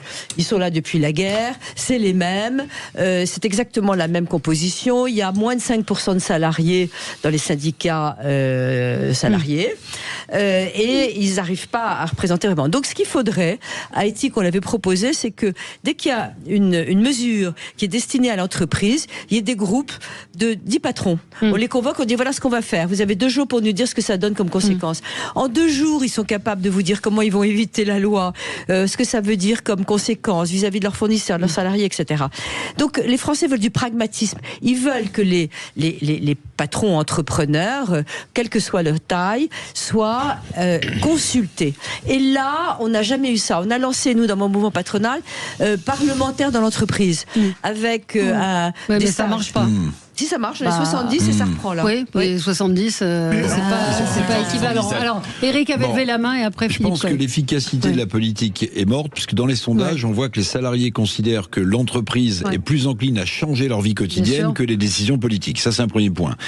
Je partage le constat de 2 auditeurs du début, c'est-à-dire l'incurie des politiques de droite et de gauche à réformer le budget de l'État et à faire moins de dépenses que de recettes. Ça, c'est le b.a.-ba d'un chef d'entreprise qui gère son compte d'exploitation. Donc je comprends le constat de départ. Sauf que le postulat, à mon avis, est faux. Sophie l'a un peu abordé, c'est qu'en réalité, gérer une entreprise et gérer un État, c'est pas du tout la même chose. C'est pas du tout la même chose, parce que les leviers sont pas du tout les mêmes. Il y a tellement de méandres, administratifs et autres. Et puis, ce qui est bon pour l'entreprise, pour le chef d'entreprise et ses actionnaires, c'est pas la même chose que l'intérêt général. Bien sûr. Or, des politiques publiques doivent servir l'intérêt général. Le problème, c'est qu'on n'a plus de marge de manœuvre pour mettre des politiques publiques en face, puisque, à part peut-être l'ISNAR qui propose de couper dans ses dépenses, on n'a aucun homme politique aujourd'hui qui nous explique comment on va réduire la dépense. Donc voilà pourquoi les gens ont le réflexe de se dire, mais si on avait un chef d'entreprise qui doit faire des profits et pas des pertes, peut-être que ça irait mieux en France. Oui, alors Philippe Coy. Oui, je suis d'accord avec Eric. Décidément. Mais c'est pour ça qu'on s'entend bien. Non, pour dire que la question, je la prends différemment. Pourquoi aujourd'hui les Français préféreraient un chef d'entreprise à la tête du pays? Ça veut dire d'abord qu'on ne croit plus aux politiques, d'où qu'ils viennent. Il y a un défaut en la croyance de la parole, de l'action politique, quelles que soient les écuries que vous représentez.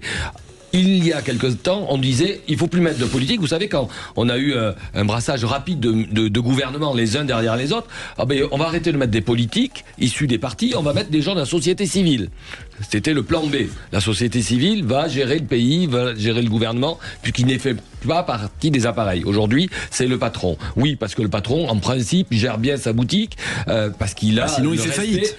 Pour une fois, dans mon entreprise, je n'engage pas plus de dépenses que je n'ai de recettes. Ce que fait l'État depuis des années, qui nous met dans la situation que nous avons. Alors, il y a aussi peut-être, côté des patrons, et je le dis, un défaut que nous devons peut-être améliorer, et très certainement, c'est celui de l'engagement. Parce que, bien évidemment, Sophie de Menton disait il faut que le politique ait une meilleure expertise de l'entreprise. Il y a, je crois, que 5% des parlementaires dans l'hémicycle qui ont eu une vie professionnelle dans l'entreprise. Alors forcément, ça vous éloigne du quotidien, des ennuis, des difficultés et des besoins, puisque vous ne faites que de la politique dans laquelle vous êtes investi, alors que vous n'êtes pas rattaché avec la réalité. Et il y a un autre point aussi aujourd'hui, c'est que les parlementaires, avec le non-cumul des mandats, vous savez, quand on avait le député maire, il connaissait le commerçant, le député connaissait la problématique de la rue, de la petite PME. Là, c'est beaucoup moins le cas. On se retrouve dans un instant et on continue ce débat tout de suite. Sud Radio Expert. Et nous continuons nos débats. Alors, on a Marie-Claire en ligne qui voulait réagir à notre sujet. Est-ce qu'un chef d'entreprise serait un bon président de la République? Marie-Claire, vous nous dites non. Elle a raison. Non, je crois pas du tout. Déjà, chacun son job. Et en plus, on ne gère pas un pays comme on gère une entreprise. Je suis désolée, ça j'en suis absolument. On gère mieux l'entreprise. Ben oui. Alors Philippe Coy dit on gère mieux les entreprises que le pays. Parce que le chef d'entreprise, il a des objectifs et il doit rendre des comptes et des obligations. Consultez les chefs d'entreprise. Des obligations, le président. Mais le problème, c'est qu'il y a tout un autre panel. Vous avez la santé. On ne gère pas la santé comme une entreprise. D'ailleurs, c'est pour ça qu'il y a des entreprises de santé. Il y a l'éducation, il y a le social, il y a le logement, il y a tout un panel de choses. Alors, je dis pas qu'un chef d'entreprise ne serait pas capable, parce que vu de toute façon comment il est du pays actuel, voilà. Mais je trouve que non. Chacun son job, et je pense pas que ce soit la vision d'un chef d'entreprise. Par contre, il y a quelque chose de très important pour moi. Un politique doit avoir travaillé avant, dans n'importe quelle branche, mais il doit pas sortir du chapeau comme ça en n'avant fait que de la politique. C'est pas possible. Moi, ce qui me gêne, c'est que vous dites chacun son job. Oui, moi j'ai un job de chef d'entreprise dans le métier que j'ai choisi. Pour moi, l'engagement en politique, c'est pas un job. C'est pas on vient chercher la gamelle. C'est d'abord un engagement de conviction avec un parcours, une vie.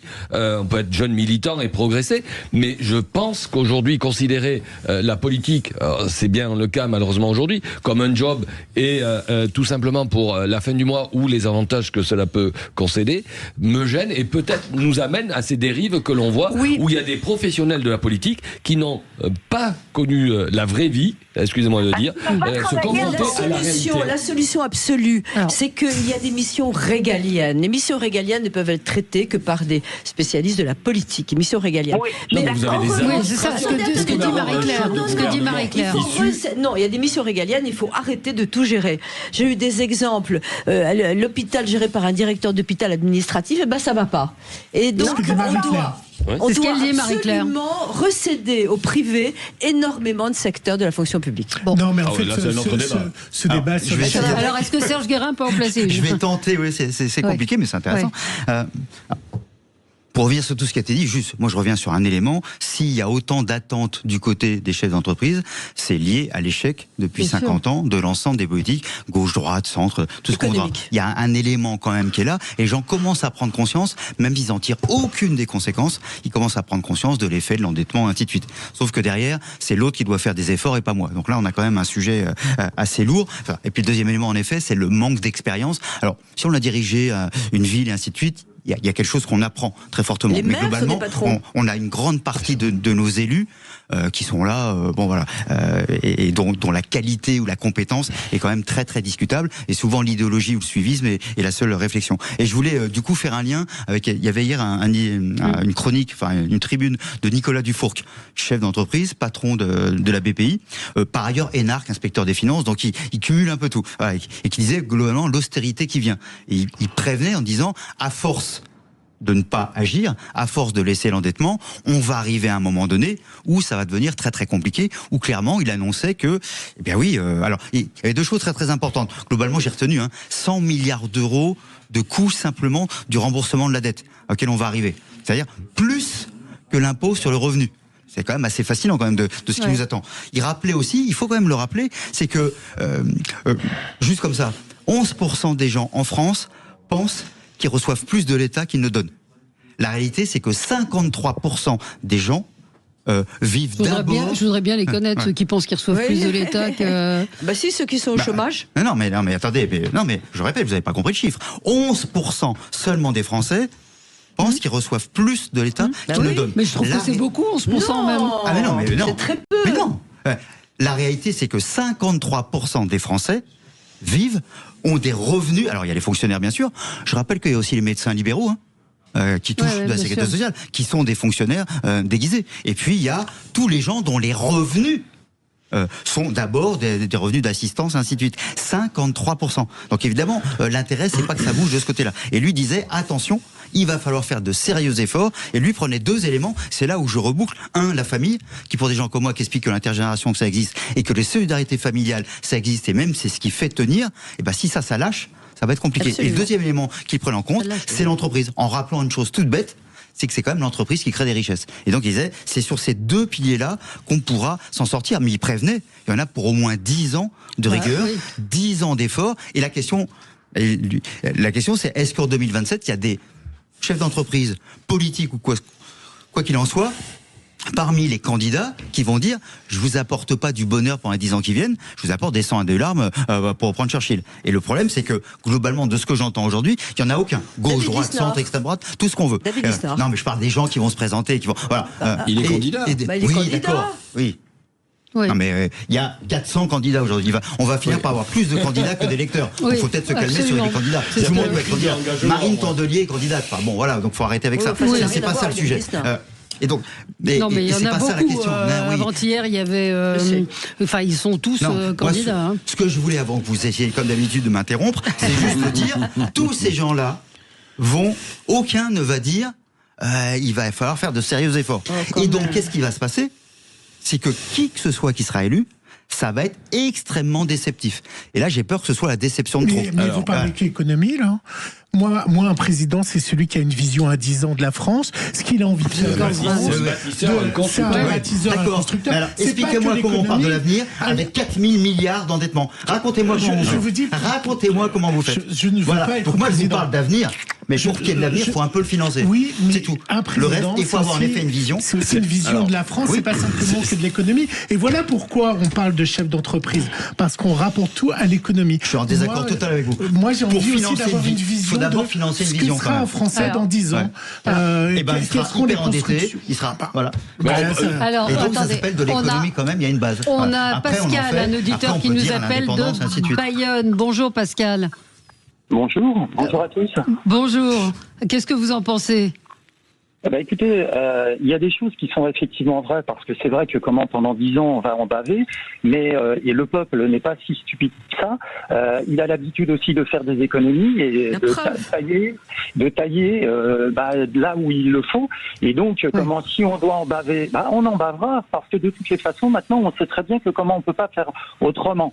Et en plus, il y a quand même une injustice dans vos paroles pour certains, c'est que il y a quand même des partis, et bon, je suis pas en train de faire l'apologie de certains, mais néanmoins, j'entends qu'il y a des partis qui proposent des solutions. Sarah Knafo, Dupont-Aignan, le RN et entre guillemets les patriotes, qui font le job, qui disent que finalement il va falloir faire des économies, et c'est à coups de milliards que par exemple Sarah Knafo, qui elle fait des plans sur la comète, mais qui ont l'air apparemment assez... Alors, faudrait peut-être les confronter aux entrepreneurs pour savoir réellement si ça tient la route. Mais, Sophie Menton proposait quelque chose d'intéressant aux entrepreneurs, une réunion constructive afin de savoir si les idées sont bonnes, afin de pouvoir les mettre en place.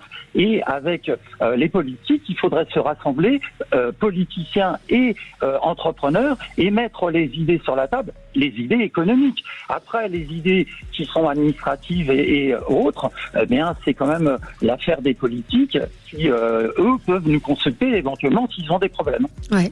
Oh, merci de nous avoir appelés, Pascal. On va se retrouver dans un instant avec vous et on va évoquer d'autres sujets. À tout de suite. Sud Radio, Valérie Expert. Et on continue de débattre et de commenter l'actualité. Alors, Philippe Coy, vous, votre coup de cœur, c'est sur cette semaine du tourisme. Oui, du 2 au 8 février, c'est la semaine du tourisme. La France, première destination, 100 millions de visiteurs. C'est très beau dans le score, mais en tous les cas, je crois qu'aujourd'hui, on doit améliorer nos qualités d'accueil. Et je vois partout en France, notamment les fédérations de l'hôtellerie, de la restauration, lancer des plans de recrutement avec France Travail pour séduire des jeunes au fameux job d'été. Alors, vous allez me dire, on est au mois de février. Oui, mais c'est maintenant qu'il faut y penser. Une saison. Et moi qui suis dans un département très touristique, avec un littoral attractif, j'ai mal au ventre quand je vois des collègues qui sont obligés de fermer pendant la saison, un jour, 2 jours, parce qu'ils n'ont pas assez de collaborateurs pour faire fonctionner les établissements. Donc, cette semaine du tourisme, elle a une vocation de créer aussi un appel à l'engagement cet été pour des jeunes.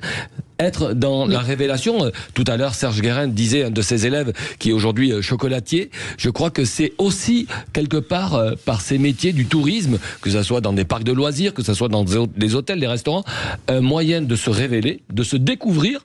Et peut-être aussi de profiter de l'ascenseur social, d'avoir l'ascenseur social pour pouvoir de même être chef d'entreprise. C'est ce que j'ai fait. Alors c'est pour ça que c'est aussi mon coup de cœur.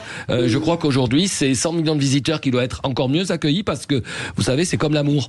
C'est pas le tout de le déclarer, il faut le prouver quotidiennement. Et se dire on est la première destination touristique. Quand je vois aussi la qualité malheureusement qui baisse, je peux me dire qu'un jour de l'accueil, des et on revient au sujet de début du logement, c'est-à-dire qu'aujourd'hui, vous avez raison Valérie, les saisonniers aujourd'hui n'ont plus les moyens de se loger. Je suis persuadé qu'il faudrait là inciter les propriétaires à peut-être un dispositif fiscal parce que le candidat est rare et en plus quand vous l'avez, vous n'arrivez pas à le loger. Il faut prendre des Airbnb, on va supprimer les Airbnb. D'acheter des logements, je pense à des collègues en Corse, sur la Méditerranée ou l'Atlantique, ils sont obligés d'investir dans des logements pour faire des dortoirs pour leurs collaborateurs, sinon ils ne viennent pas. Et c'est même peut-être même la première question qu'on pose, c'est est-ce que je suis logé ? Est-ce que je suis logé ? Ouais. Et est-ce qu'il faudrait que vous disiez... vive la semaine du tourisme et engagez-vous pour cette saison estivale. Vous dites pas surtout le principal, c'est qu'il faut que les jeunes aillent à ce salon du tourisme, parce que c'est là qu'ils vont pouvoir présenter éventuellement une proposition de stage pour l'été. Mais tout à fait, il y a cette semaine, pendant ces quelques jours, des manifestations organisées, notamment en Bretagne. Moi j'ai des stagiaires dans le Morbihan, c'est 11% du produit de la richesse du Morbihan, le tourisme. Donc vous voyez qu'on ne peut pas négliger. Il se passe cette semaine. C'est pour ça que c'était mon coup de cœur, mon coup de projecteur. Ces semaines avec France Travail pour s'engager. Donc accueillez-nous avec plaisir tout cet été. Bon. Si, je voulais juste dire que à une autre époque, parce qu'on parle beaucoup de la paupérisation des étudiants, de leur difficulté à se nourrir, que je ne méprise pas, à se loger, etc. Mais vous savez, moi, à mon époque, juillet-août, je travaillais. Oui. En fait, je travaillais sur un autre littoral. Je travaillais en juillet et en août pour payer une partie de mes études et je me demandais pas si j'étais fatigué. Vous n'aviez pas Elisa ? Non, pas du tout. Non, moi, je n'allais pas à Ibiza. J'allais dans l'île de Ré, mais je travaillais dans l'île de Ré, si vous voulez. J'étais déballeur sur les marchés, dans les. Voilà. Donc, parfois, j'ai envie de dire aussi à ces jeunes qui, à juste titre sans doute, se plaignent de leur sort. Prenez-vous en main aussi, chers amis. C'est une bonne école de la vie. De travailler l'été. Oui. Alors, Sophie, votre coup de gueule? Oui, moi, j'ai été un peu plus intellectuelle. Oui. Non, parce que j'ai reçu. Merci. Avec ce plateau, chère Sophie de Menton. Nous sommes que des roturiers, des bars roturiers. Il se trouve que j'ai été plongée à Éthique en recevant Laurent Alexandre et son confrère qui ont écrit un bouquin sur l'IA, donc sur l'intelligence artificielle. Et cette intelligence artificielle qui est absolument exceptionnelle, c'est en même temps un énorme facteur de déprime. Parce qu'on vous explique que ça va virer tout le monde, que c'est terminé, vous aurez des robots qui vous accompagneront si vous êtes malade, etc. Et il se trouve qu'après avoir vu ça, on m'a dit que tous les domaines artistiques étaient couverts par l'IA, etc. Et je suis allée à l'Opéra de Paris, mais cet opéra se jouera partout en France. Pardon.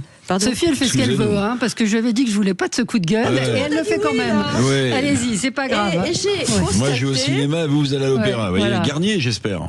Non, c'était magnifique, c'était Verdi, c'était le bal masqué. Oui, non, mais c'était où? C'était à Bastille. Bien sûr. Parce qu'il y a des fuites dans le toit, vous avez vu? Vous avez pris de l'eau sur la tête, il y a des fuites. Et il y a toujours les filets sur la façade aussi, pour éviter que... Ce pays dans un état. C'était un coup de cœur absolument extraordinaire, il faut quand même le dire. Il y a des gens qui nous écoutent, qui adorent la musique. C'était d'une beauté incroyable, des voix magnifiques, un décor. Vous savez que c'est formidable d'aller à l'opéra, c'est pas accessible à tout le monde. Ça coûte cher, voilà. Ça coûte cher. 10 €. Oui, vous voyez rien. Donc, bref. Donc, votre but, c'est quoi le lien? C'est quoi le lien avec l'intelligence artificielle? Donc, vous avez peur que les chanteurs d'opéra soient supplantés par l'IA. Sophie, vous avez peur que les chanteurs d'opéra soient supplantés par l'IA? On m'a raconté que ce serait le cas. C'est ça le sujet. Ah oui. Mais vous dites que non, c'est ce que vous disiez. Vous dites que ça pourra pas. Jamais, quand je voyais l'humanisme, le talent, les voix, l'interprétation, et on nous explique indéfiniment que c'est fini, que même les œuvres d'art, ils peignent, il y a des tableaux, etc. Ça n'a rien à voir. Je voudrais redonner espoir. Oui, il y a une intelligence artificielle qu'il faut savoir utiliser à bon escient et pas lui faire remplacer absolument tout, alors qu'elle fait encore des erreurs. Et donc, tout d'un coup, en voyant cet opéra, je me suis dit, l'âme humaine est sauve. Mais je ne suis pas sûr. Mais attendez. Je veux dire un truc, parce que là, il y a un procès qui est en cours avec 2 plateformes américaines. Je ne sais pas si vous avez vu les acteurs de doublage, français qui sont montés au créneau. Et moi, j'ai été sensible à un argument qu'on arrive à reproduire votre tessiture de voix, oui. Mais l'une des grandes doubleuses de Julia Roberts, je crois, qui prenait la parole, disait, mais en fait, très bien, vous pouvez peut-être, alors ils font un procès parce qu'on ne peut pas utiliser la voix, mais ils disaient, mais en fait, le jeu que l'on met dans l'interprétation, celle-là, l'IA ne pourra pas nous la voler. Je voulais le dire. Bon, voilà, je fais de l'opéra. Je voulais le dire. Et là, c'était Eric Revel et dans l'IA. Alors moi, je pense que dans le futur, qui connaît bien vous avez déjà, par exemple, vous pouvez aller à Londres, vous avez un concert d'ABBA avec que des gens virtuels d'ABBA qui sont là. Hologramme. Après, en hologramme, qui cartonne. Ça fait 2 ans que ça cartonne, ça s'appelle ABBA Voyage. Je pense que dans le futur, tout ça va s'améliorer. Et je pense que l'opéra, comme les autres arts, auront une histoire, mais les deux vont peut-être se probablement, on va trouver un équilibre, mais il y a une âme humaine qui est incompressible. Et j'avais posé la question à Laurent Alexandre, je dis, mais et la morale et l'éthique dans l'IA? Et il a dit, mais enfin, vous rigolez. Il y a qu'à entendre Trump qui dit, je ne veux plus entendre parler de morale ni d'éthique nulle part. Et donc, ils étaient en train de vendre quelque chose d'extraordinaire, qui peut d'ailleurs détruire l'homme, si on délire jusqu'au bout. Et ils étaient en train de vendre cette intelligence artificielle sans aucun humanisme, et je ne peux pas y croire. Oui, mais vous savez, j'ai montré avec Valérie le nombre de vidéos avec des hommes politiques dont vous voyez le visage avec la voix. On leur fait faire du vélo, discuter. Juste un élément qui est... Et on ne sait plus où est la vérité. Et ça va pas aider. Ça va rendre les choses de plus en plus complexes. Simplement, il faut juste avoir en tête que on ne sait jamais ce que vont faire les gens de quelque chose qu'ils ne connaissent pas. Et donc, entre ce qu'on raconte et ce qu'il va y avoir, il y aura des écarts énormes. Cela dit, il y a des emplois qui vont disparaître. Moi, je dis aux étudiants, toutes les autres révolutions industrielles, c'était les paysans, les ouvriers qui trinquaient. Là, pour la première fois, c'est l'école blanc. Oui, ça change un petit peu la donne. L'école blanc était très très solidaire des autres. Prenez un exemple qui va parler à tout le monde. Au moment de la mise en place de l'imprimerie de Gutenberg, ça remonte. Bon, 1450. Les gens qui écrivaient des livres, qui copiaient des livres, c'était les moines copistes. Eh bien, les moines copistes du jour au lendemain, grâce au succès technologique de l'imprimerie, se sont retrouvés au chômage. En gros, ils ont perdu leur emploi. Mais le gros intérêt, c'est que ça crée des jobs derrière, après. Mais le gros intérêt aussi, c'est que la disparition de ces moines copistes et la publication par centaines, par milliers de livres a permis de partager le savoir avec un plus grand nombre. Donc bien sûr que l'IA, c'est inquiétant. Mais moi, je suis persuadé que passer cet entre-deux qu'on vit aujourd'hui, entre des postes qui partent au bain et des jobs qui vont être créés, qu'on ne connaît pas, on ne sait pas quelle formation, il y aura une période derrière, qu'on ne connaîtra peut-être pas, enfin j'en sais rien, mais qui va être porteuse d'emploi. Voilà, c'est ma conviction. Ouais. Une mutation de toute façon dans l'emploi, et on l'a vu au fur et à mesure de l'évolution de l'offre. Oui, donc elle doit peut-être faire peur aujourd'hui, mais je suis certain qu'elle sera notre quotidien. Elle est aujourd'hui. Il faut bien Par l'utiliser. Contre, ce que je dis, ce qui m'inquiète à la rigueur, c'est pas ce que ça va faire. Et c'est ce le cadre livre qui dit vos enfants ne feront plus d'études aujourd'hui n'est pas posé, il sera trop tard. Vous avez raison. Et Philippe Cohen, il restera des bistrotiers. Il faut faire Écoutez, études. je vais essayer d'incarner et de faire ce métier. Vous ne serez pas remplacé par une IA. Quelques années avant l'IA. Je vois Perico. Elle me fera peut-être les blagues de comptoir, l'IA, pour animer et me renouveler. Mais vous aurez peut-être des robots pour servir. Vous voyez que j'ai vu dans un hôtel un robot qui desservait mon petit déjeuner. Vous avez des robots qui tournent autour des tables et vous posez votre plateau. C'est en France et c'est pas à l'autre bout du monde. Il y avait une tentative comme ça des livreurs de pizza, sauf que les gens sont partis. Le pizza était correct, sauf que mais il y avait plus de lien humain. Mais moi, je vois à Paris des restaurants où vous commandez votre menu sur un iPad, vous commandez et vous payez avec votre carte sur le QR code. Vous n'avez plus aucun contact avec un serveur. Quand on mange avec l'autre, chacun regarde son téléphone. Perico est concerné. Il va partir. Tout ce que vous avez dit est génial, mais malgré l'invention de l'imprimerie, ils ne savent plus ni lire ni écrire. Comme ça, c'est réglé. Merci de le dire. C'était bien la peine que Gutenberg se décarcasse. Alors, Valérie et moi, mon sujet. Valérie et moi, on est très vexés parce que Einstein ne nous a jamais appelés. Non. Donc, vous n'avez jamais appelé. On a raté notre vie. On était jeunes à l'époque, il faut dire, c'est vrai. Donc, vous allez on va revenir on n'a sur pas cette eu le affaire. temps d'en parler. Est-ce que c'est l'affaire Stravinsky qui revient? Est-ce que c'est un scandale d'État? Tout le monde est touché. Enfin bon. Et vous avez vu Jack Lang qui fait le tour des plateaux de télévision. Mais non, mais c'est presque comme MeToo. Est-ce que tu as été appelé par Einstein et qu'est-ce qui s'est passé? Donc, pas Einstein, Epstein. On aurait préféré Einstein. Confondons pas ça. Voilà, tout à fait. Je vais recevoir l'économiste Marc Platy. On va revenir sur le fait que les Français, le niveau de vie des Français, ils sont moins riches que les autres Européens. Ça cache quand même des choses très graves qui sont pas rassurantes. Je vais recevoir Bruno Bory, patron du château du Cru-Vaucaillou à Saint-Julien. Même les grands châteaux sont tachés par les facéties américains. Il est là, il sera avec moi. Voilà. Puis on boira un coup après. Yvan Rioufol va nous expliquer. Il a mis les mots et les noms sur ce qui est en train de désespérer les Français, qui va engendrer non pas une révolte comme disait Louis XVI, mais une révolution peut-être. Voilà. Et puis je reviendrai sur Michel-Édouard Leclerc. On va peut-être avoir un président grandement distribué. Et puis le sénateur Duplon qui veut remettre du poison dans les cultures, mais il y a peut-être des gens qui sont d'accord. Mais vous allez évoquer tous ces sujets avec vous. Ouais. Il faut faire un choix. Mais ce qu'il faut, c'est pas ouvrir les frontières. Allez, c'est fini, c'est fini. C'est l'heure du journal. Merci à tous les quatre. Merci. Voilà. Sud Radio, le 10h midi, mettez-vous d'accord.